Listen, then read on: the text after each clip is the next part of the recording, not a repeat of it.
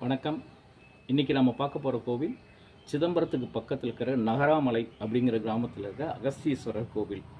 இந்த கோவில் அகஸ்தியரால் வழிபட்ட அகஸ்தீஸ்வரர் இவர்.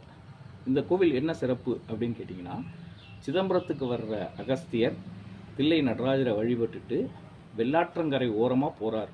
கூழையாறு அப்படிங்கிற ஊருக்குள்ள இருக்கிற சிவாலயத்துக்காக போகிறார். அங்கே போகும்பொழுது வழியில் நகராமலை அப்படிங்கிற இடத்துல தங்குறார்.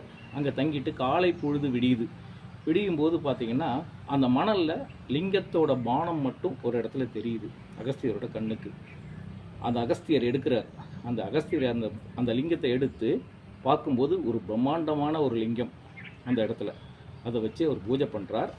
பூஜை பண்ணிவிட்டு அந்த மக்கள்கிட்ட ஒப்படைச்சிட்டு, அந்த பேர் அகஸ்தியர் ஒப்படைச்சதுனால அந்த கோவிலுக்கு அகஸ்தீஸ்வரர்னு அந்த திருநாமத்தை அதை வச்சுட்டு அந்த மக்கள் வழிபடுறாங்க. இவர் கூழையாறு போயிட்டு சிவாலயத்தில் வழிபாடு செய்கிறார்.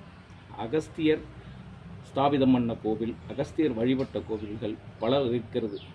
அதுலேயும் பார்த்திங்கன்னா சின்ன சின்ன கிராமங்களில் நிறையவே இருக்குது.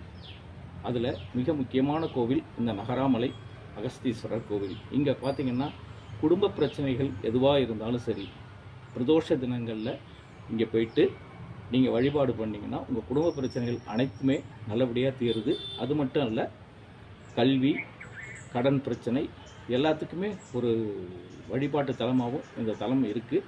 இது கோவிலுக்கு நீங்கள் போகிறதுக்கான வழி எப்படி அப்படின்னு கேட்டிங்கன்னா, நம்ம சிதம்பரத்துலேருந்து கீரப்பாளையம் வழியாக சேத்தியாத்தோப்பு போகிற வழியில் சாத்தமங்கலம்னு ஒரு ஊர் இருக்குது. அந்த சாத்தமங்கலத்துலேருந்து நகராமலைக்கு ஒரு 1.5 கிலோமீட்டர் தூரத்தில் தான் நகராமலை அப்படின்னு கிராமம் இருக்குது. அங்கே அகஸ்தீஸ்வரர் கோவில் இருக்குது. மிக அற்புதமான கோவில், மிக அழகான கோவில். அந்த கோவிலை பார்த்திங்கன்னா உங்களுக்கு விட்டுட்டு வரவே மனசு வராது, அப்படி இருக்கும். ஒரு அற்புதமான சிவாலயம். சந்தர்ப்பம் கிடைக்கும் போதும் வாய்ப்பு கிடைக்கும் போதும் அவசியம் அந்த கோவிலுக்கு போயிட்டு சுவாமி தரிசனம் பண்ணுங்கள்.